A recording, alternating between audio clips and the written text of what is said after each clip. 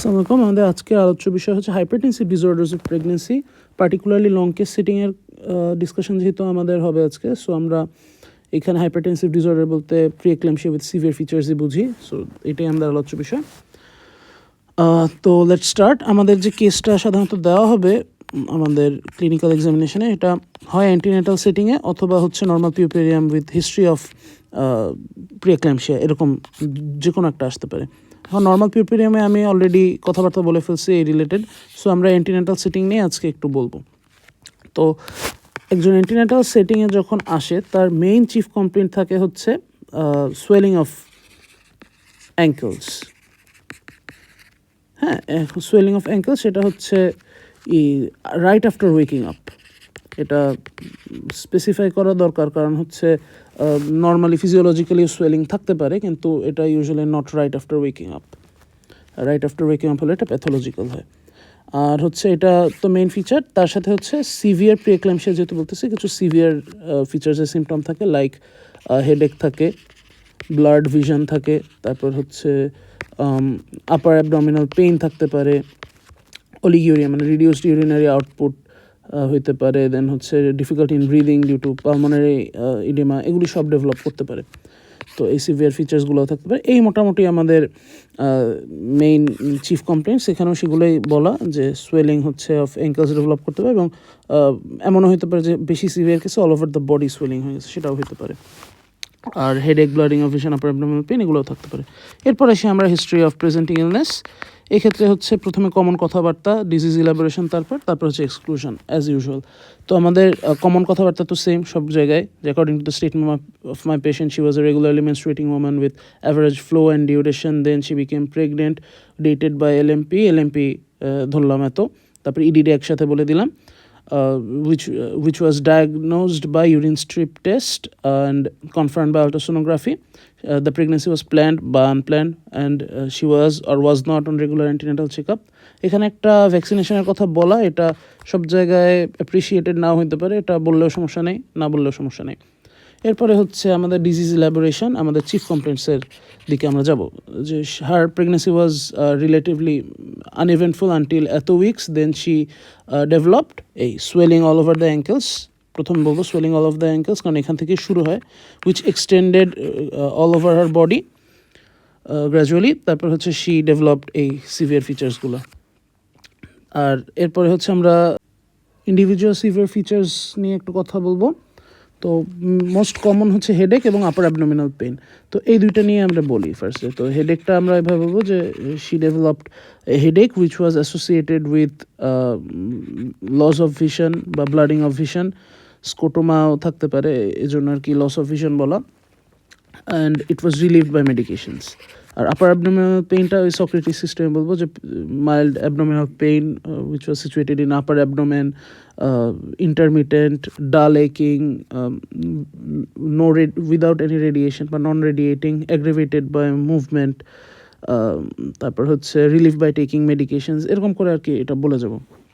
তো এভাবে আমরা ইলাবোরেট করবো ডিজিজটা। অন্য ফিচারগুলো থাকলে বলবো, নাহলে এগুলো এক্সক্লুশনে অবশ্যই আনতে হবে, যে এগুলো নাই, তার থাকলেও থাকতে পারতো।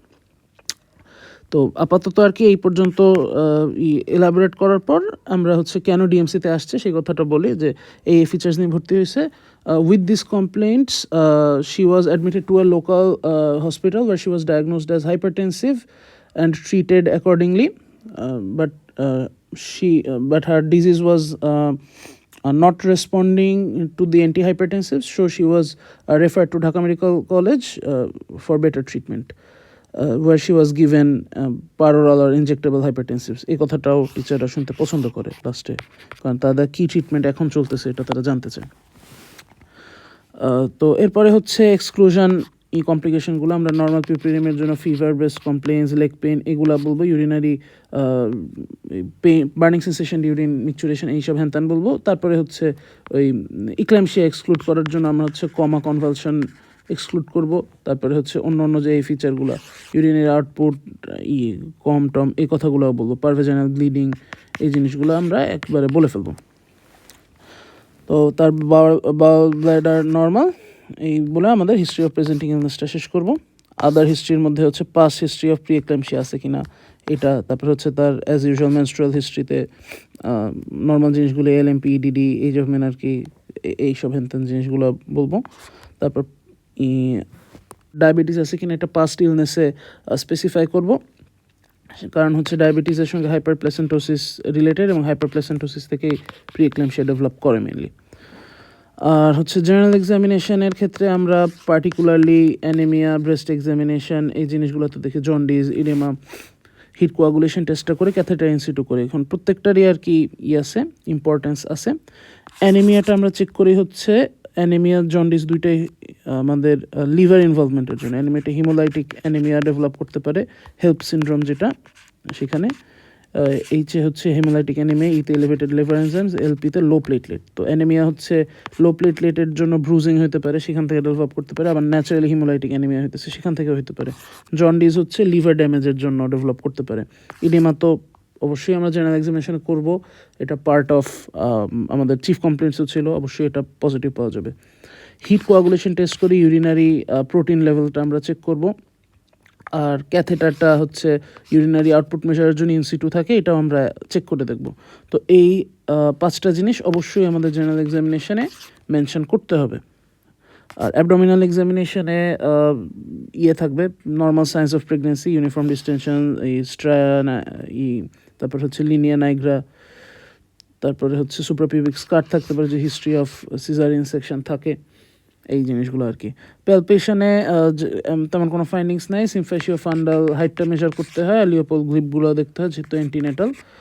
আর পিভি এক্সামিনেশন করা হয় না, আমাদের নট ডান, এবং এখানে এমন কোনো কিছু থাকেও না ইউজুয়ালি। পিভি ব্লিডিংটার জন্য ইন্সপেক্ট করতে পারে, এটা ফিমেলদের জন্য আর কি দরকার হতে পারে, মেলদের জন্য অপশনাল। ডায়াগনোস করার সময় হচ্ছে যেহেতু অ্যান্টিনেটাল, সেক্ষেত্রে হচ্ছে আমরা ফার্স্টলি সে প্রেগনেন্ট সেটা বলবো, তারপরে হচ্ছে তার ডিজিজটা বলবো। So she is a case of primi gravida বা এততম গ্র্যাভিডা, এত week of pregnancy with preeclampsia with severe features. যদি ডায়াবেটিস থাকে আবার এখানে উইথ ডায়াবেটিস মেলিটাস, এটাও বলে দেবো। এই মোটামুটি আমাদের কেস প্রেজেন্টেশন। এরপর আমরা ক্রস কোয়েশ্চেনগুলো স্টার্ট করি। ক্রস কোয়েশ্চেনে মেনলি আমরা ম্যানেজমেন্টের আগ পর্যন্ত আজকে আলাপ করবো, and in a separate video আমরা ম্যানেজমেন্ট অ্যান্ড স্ক্রিনিং নিয়ে কথা বলবো ইনশাল্লাহ। তো লেটস স্টার্ট। প্রথমে হচ্ছে হাইপারটেনসিভ ডিসঅর্ডার্স অফ প্রেগনেন্সি কী কী আছে এটা আর কি। হাইপারটেনসিভ ডিসঅর্ডার্স যদি আমরা ক্লাসিফাই করি, একটা হচ্ছে প্রি এক্সিস্টিং, আর একটা হচ্ছে ডিউরিং প্রেগনেন্সি যেগুলো ডেভেলপ করছে। তো প্রি এক্সিস্টিং বলতে হচ্ছে ক্রনিক হাইপারটেনশন হতে পারে, আর হচ্ছে সুপার ইম্পোজড প্রিএক্লেমশিয়া হতে পারে। লাইক তার হচ্ছে আগে থেকে হাইপারটেনশন ছিল, প্রি এক্সিস্টিং হাইপারটেনশন ছিল, বাট তার উপরে হচ্ছে আবার প্রিএক্লেমশিয়া বা এক্লেমশিয়া ডেভেলপ করছে। এখন প্রি এক্সিস্টিং হাইপারটেনশনগুলো হচ্ছে ইউজুয়ালি লেস দ্যান 20 উইকসে ডেভেলপ করে, আর প্রেগনেন্সি ইনডিউসড যে হাইপারটেনশন এটা হচ্ছে আফটার 20 উইকসে ডেভেলপ করে।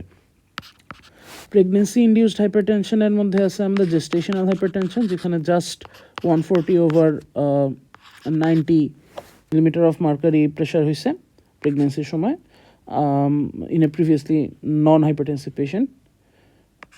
আর হচ্ছে প্রিএক্লেমশিয়া আছে। প্রিএক্লেমশিয়া হচ্ছে এটার সঙ্গে প্লাস মাইনাস প্রোটিনিউরিয়া বা সিভিয়ারিটির ফিচার্স থাকবে। আর ইক্লেমশিয়া হচ্ছে এই প্রিএক্লেমশিয়ার সাথে কমা আর কনভালশন থাকবে, এইভাবে আর কি একটা স্টেপ ল্যাডার ওয়াইজ প্যাটার্নে এরকম ঊর্ধ্বগামী থাকবে। তো এই বেসিক্যালি এখানে বলা হয়েছে এই কথাগুলোই মোটামুটি ঘুরে ফিরে। এখানে জাস্ট একটা এক্সট্রা কথা বলা যে ক্রনিক হাইপারটেনশনের উপর যে সুপার ইম্পোজড প্রিএক্লেমশিয়া হয়েছে, এইটা আমরা কখন বুঝবো, কখন সুপার ইম্পোজিশনের ফিচারগুলো আসবে। যে নিউ অনসেট প্রোটিনিউরিয়া হলে, হাইপারটেনশনের লেভেলটা হঠাৎ বেড়ে গেলে, হেল্প সিনড্রোম ডেভেলপ করলে, হেল্প তো একটু আগে বলে ফেলছি, ওয়ার্নিং সাইন্সগুলো ডেভেলপ করলে, হেডেক, স্কোটোমা, অ্যাবডোমিনাল পেইন, এই জিনিসগুলো আর কি। আর আদারওয়াইজ সবই সেম। এরপরে হচ্ছে আমাদের প্রিএক্লেমশিয়ার ডেফিনেশনটা জিজ্ঞেস করতে পারে। এটা হচ্ছে multi system disorder of unknown aetiology characterised by increase of blood pressure 140/90 after 20th week of pregnancy, মানে এইটুক হচ্ছে জেস্টেশনাল হাইপারটেনশনের জন্য। এরপর হচ্ছে উইথ অর উইদাউট, এই কথাটা নতুন সংজ্ঞায় আসছে, with or without proteinuria in a previously normotensive and non proteinuric patient. তো এই হচ্ছে আমাদের সংজ্ঞা। এখন হচ্ছে উইথ আর উইদাউট কেন বলা হয় কারেন্টলি, এটা জিজ্ঞেস করতে পারে। কারণ হচ্ছে 160/110 হলে আমরা এমনিতে এটাকে প্রিএক্লেমশিয়া ধরতে পারি প্রোটিনিউরিয়া না থাকলেও, এটা একটা সিভিয়ার ফিচার। তারপরে হচ্ছে যদি সেরাম ক্রিয়েটিনিন 1.1-এর চেয়ে বেশি হয়ে যায়, সেরাম ইউরিক অ্যাসিড যদি 4.5 মিলিগ্রাম পার ডেসিলিটার চেয়ে বেশি হয়ে যায়, লিভার এনজাইমগুলো যদি 2 টাইমস রাইজ করে, যে AST/ALT, অথবা যদি 60 ইন্টারন্যাশনাল ইউনিট পার লিটারের চেয়ে বেড়ে যায়, এরকম কিছু ক্রাইটেরিয়া আছে। এই ক্রাইটেরিয়াগুলো ফুলফিল করলে আমরা এমনিতেই এটাকে প্রিক্লেমশিয়া বলি, প্রোটিনিউরিয়া থাকা ম্যান্ডেটরি না। ইনফ্যাক্ট প্রোটিনিউরিয়াটা হচ্ছে প্রিক্লেমশিয়া একদম লাস্টে ডেভেলপ করে। প্রিক্লেমশিয়ার আমি যদি সিকোয়েন্সটা বলি, একদম ফার্স্টলি আসে হচ্ছে ওয়েট গেইন। প্রিক্লেমশিয়ার পেশেন্টের অ্যাবনর্মাল ওয়েট গেইন হয় around 1.8 kilogram per week in the last trimester. এটা হচ্ছে একটা ফিচার। তারপরে হচ্ছে ইডিমা ডেভেলপ করে, যেটা আমাদের চিফ কমপ্লেন্ট ছিল। এরপরে হাইপারটেনশন ডেভেলপ করে। ইভেন এটা ইন্টারেস্টিং একটা ব্যাপার যে ইডিমা প্রিসিডস হাইপারটেনশন। এরপরে হচ্ছে আমাদের লাস্টে প্রোটিনিউরিয়া ডেভেলপ করে। সো এই সিকোয়েন্সে প্রোটিনিউরিয়ার ভ্যালুটা অনেকই কম, একদম লাস্ট স্টেজে গিয়ে ডেভেলপ যেহেতু করতেছে, তার অনেক আগেই প্রিক্লেমশিয়া হয়ে যায়। এখন হচ্ছে কোয়েশ্চেন আসতে পারে যে আফটার 20th উইক যে আমরা বলতেছি, এটা কি লেস দ্যান 20 উইকে ডেভেলপ করতে পারে? অ্যান্সার ইজ ইয়েস, পারে। এক্সেপশনাল কেস হচ্ছে মোলার প্রেগনেন্সি আর ট্রিপল প্রেগনেন্সি, এই দুইটা কেসে। এরপরে আসে হচ্ছে যে কেন 20th উইক অফ প্রেগনেন্সিটাকে কাট অফ মার্ক ধরা হয়। এইটার অ্যান্সার হচ্ছে সেকেন্ড ইনভেশনটা এই টাইমে হয়। সেকেন্ড ইনভেশন কী জিনিস প্রশ্ন আসতে পারে। ট্রোফোব্লাস্ট যেগুলি আছে প্রেগনেন্সির সময়, ট্রোফোব্লাস্টগুলি হচ্ছে ডেসিডুয়াল যে সেল আছে, ডেসিডুয়াল সেলকে ইনভেট করে 10 to 12 উইকস এইদিকে, মানে সোজা কথা ফার্স্ট ট্রাইমেস্টারের দিকে।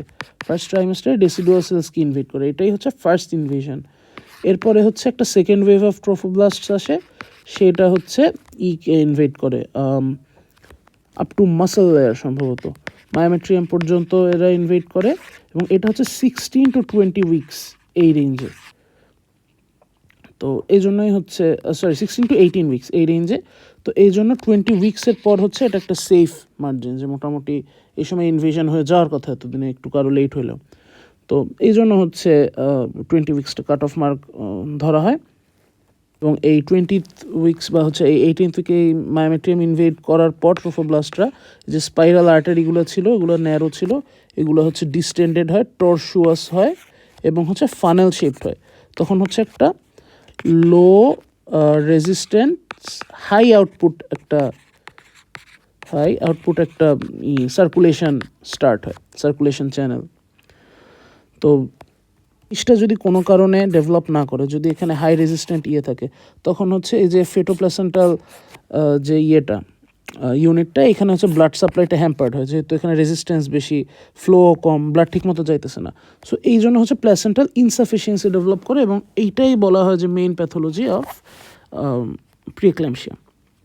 তো এই গেল আমাদের প্যাথোজেনেসিসটা। এরপরে আমরা ইটিওলজিক্যাল ফ্যাক্টরটা আগে একটু দেখে ফেলি।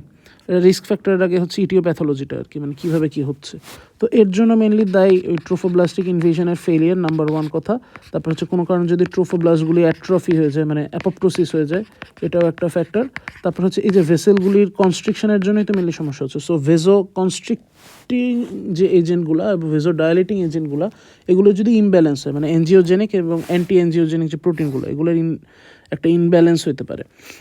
তো এই প্রোটিনগুলোর মধ্যে ভেজ এফ, তারপর হচ্ছে PLGF, এগুলি হচ্ছে ডাইলেশনে হেল্প করে। প্রোস্টাগ্ল্যান্ডিন আছে, এগুলো হচ্ছে হেল্প করে ভ্যাসকুলার এন্ডোথেলিয়ামটাকে ডাইলেট করার জন্য, একটা লো প্রেশার হাই আউটপুট সিস্টেমই করার জন্য। এগুলো যদি রিলেটিভলি কম হয়, তারপর হচ্ছে যেগুলি ভেজো অ্যাক্টিভ করে দেয়, যারা হচ্ছে ভেজো কনস্ট্রিকশন করে, তো এর মধ্যে হচ্ছে FLT1, এটা হচ্ছে ভেজ এফের যে বাইন্ডিং সাইট, এটা বাইন্ড করে হচ্ছে এক্সপ্যানশনটাকে ইনহিবিট করে। তারপর হচ্ছে এন্ডোথেলিন হচ্ছে একটা ভেজো কনস্ট্রিক্টিং সাবস্টেন্স, এও হচ্ছে এই জিনিসটাকে কজ করে। তারপরে বিভিন্ন সাইটোকাইন্স আছে, যেরকম হচ্ছে ইন্টারলিউকিন 6-8, কক্স মনে হয় এখানে ছিল না, ইন্টারলিউকিন 6-8, তারপর হচ্ছে আমাদের থ্রম্বোক্সিন A2, এরা হচ্ছে সবাই ভেজো কনস্ট্রিকশনটাকে ফেভার করে।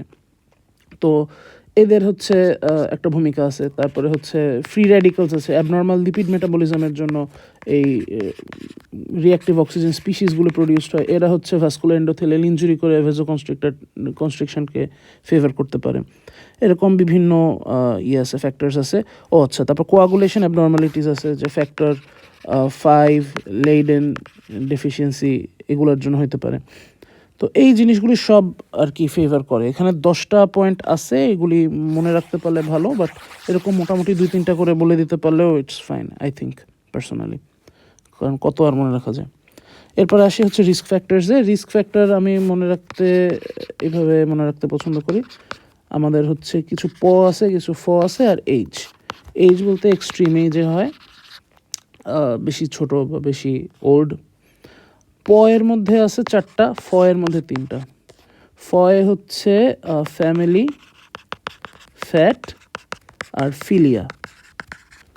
তো থ্রোম্বোফিলিয়া হলে হচ্ছে এটা রিস্ক বেড়ে যায়, যেরকম অ্যান্টিফসফোলিপিড সিনড্রোম, তারপর হচ্ছে factor E5 Leiden deficiency, protein CS deficiency, এগুলো। ফ্যাট যারা ওবিস তাদের ক্ষেত্রে BMI 35-এর চেয়ে সম্ভবত বেশি হলে তাদের ক্ষেত্রে রিস্ক বেশি, বা ইনসুলিন রেজিস্ট্যান্স থাকলে এগুলো বেশি। ফ্যামিলি হিস্ট্রি থাকলে, family history of preeclampsia or of diabetes, of hypertension, এগুলি সব হচ্ছে ফেভার করে। তো এই হচ্ছে এর 3টা এগুলো। দিয়ে হচ্ছে প্রি এক্সিস্টিং ভাস্কুলার ডিজিজ, তারপর হচ্ছে প্রেগনেন্সির মধ্যে যে গ্যাপ, এটা 7 বছরের যদি বেশি হয়। তারপরে হচ্ছে প্ল্যাসেন্টাল ইনসাফিসিয়েন্সি বা হচ্ছে প্ল্যাসেন্টার ওভার অ্যাক্টিভিটি, দুইটার জন্যই আর কি হয় প্ল্যাসেন্টাল কজের মধ্যে DM। তারপরে হচ্ছে মাল্টিপল প্রেগনেন্সি, মোলার প্রেগনেন্সি, এগুলো আছে। আবার ইনসাফিসিয়েন্সি তো প্যাথোজেনেসিসে আমরা বুঝছি। আর একটা দিয়ে হচ্ছে প্যাটার্নিটি, নিউ প্যাটার্নিটি বা প্রাইমি গ্র্যাভিডা যারা, তাদের ক্ষেত্রে হচ্ছে এটা একটা রিস্ক ফ্যাক্টর। তো এই জিনিসগুলাই এখানে বলা আছে, এটাকে আমি আর কি একটু মনে রাখার সুবিধার্থে এভাবে বললাম। এরপরে আসি আমরা ক্লিনিক্যাল ফিচার্সে। আমি এই জায়গাটা একটু ক্লিয়ার করে দিই। জেনুইনলি ক্লিনিক্যাল ফিচার্সে আমাদের এক্সট্রা কিছু বলার নেই, যেগুলো আগে বলছি ওগুলোই, যে আমাদের সোয়েলিং থাকতে পারে, তারপর সিভিয়ার যে ফিচারগুলো এগুলো থাকতে পারে, যে headache, sleep disturbance, epigastric pain, তারপর হচ্ছে যে ভিজুয়াল প্রবলেমস, ইউরিনেশনের যদি কমে যায়, ইউরিনের আউটপুট। আর সাইন্সের মধ্যে যেগুলো বললাম, যে আমাদের প্রথম সাইন হচ্ছে অ্যাবনর্মাল ওয়েট গেইন, তারপর হচ্ছে সাডেন ব্লাড প্রেশার রাইজ, তারপর হচ্ছে ইডেমা যদি হয়, এবং এটা মর্নিংয়ে যদি হয়। এই 3টাই হচ্ছে মেইন এই ফিচার। আর সিস্টেমিক এক্সামিনেশনে হচ্ছে প্রিক্লেমশিয়ার কিছু থাকে, অর্গান ইনভলভমেন্ট থাকে, যেরকম পালমোনারি ইডিমার কথা বলছিলাম আমি। তারপরে হচ্ছে ব্রিস্ক প্যাটেলার রিফ্লেক্স, মানে হচ্ছে হাইপার রিফ্লেক্সিয়া, আর হচ্ছে ক্লোনাস, এই 2টা যদি থাকে, মানে অনেকটা আপার মোটর নিউরন লেশনের একটা ফিচার এগুলো। তো এগুলো যদি থাকে, তারপরে হচ্ছে প্লাসেন্টাল ইনসাফিসিয়েন্সির জন্য হইতে পারে। সো সেই অনুযায়ী যদি থাকে, লিকোর লেভেল কম থাকে, লিকোর এমনিআই কম থাকে, তখন হচ্ছে সিম্ফাইসি ফান্ডাসাইডটা কমও হতে পারে। আবার হচ্ছে যদি হাইপারপ্লেসেন্টোসিসের জন্য হয়, তখন আবার বেশি হতে পারে। এটা নন স্পেসিফিক, এই আর কি। তারপর সিকোয়েন্সটা আমরা আগেই বলছি। ইনভেস্টিগেশনস কী কী করতে হবে, এটা খুবই ইম্পর্ট্যান্ট। তো এটা ডিসি দত্তর সিস্টেমটা এখানে ফলো করা হয়েছে, এটা ভাইভায় ফলো করা উচিত না, রিটেনের জন্য ইটস অ্যাপ্রোপ্রিয়েট। তো ম্যাটার্নাল কেয়ারের জন্য কিছু আছে, ফিটাল ওয়েলবিংয়ের জন্য কিছু ইনভেস্টিগেশন আছে।